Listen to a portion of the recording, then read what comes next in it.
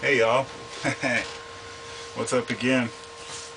This is the Carpo Trimming Series videos. I've been doing this for a couple days now.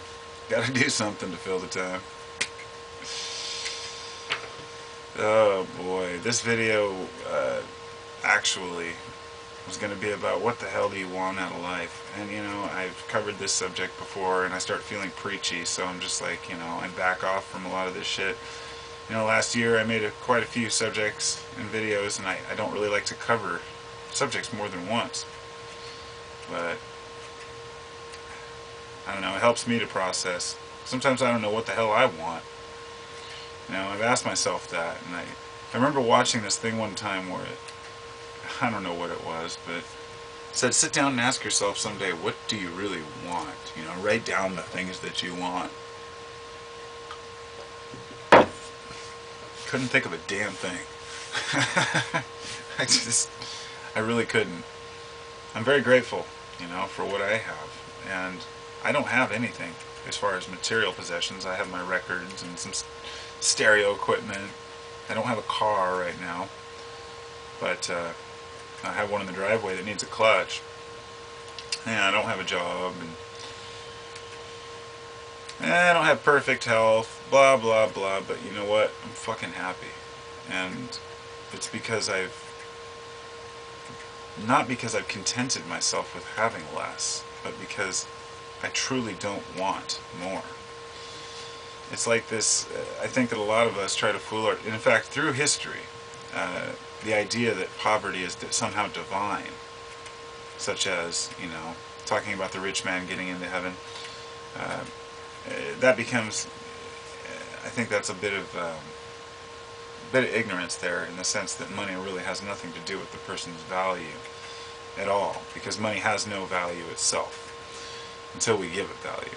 So the amount of money a person has nothing to do with their values, but it can corrupt the values that they may have had or did have. But by observing people who have money, I realize that's not what we really want, because I've never really observed anybody who has means who's content to just relax. And that's why I've come to this conclusion that we want to work, we want to do, we want to serve. Some people say they work for money. Most people say they work for money. But when you really come down to it, if you were given the option to sit on your ass and just feed off of, a trust fund or something, most people choose to go back to work. Most people want to work. They want to do something. And so, rather than trying to escape our responsibilities as people, why don't we try to embrace them?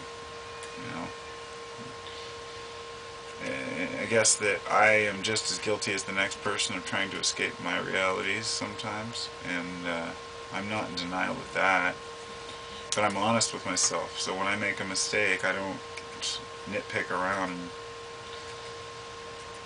pretend and make excuses. That's a big no-no in my book.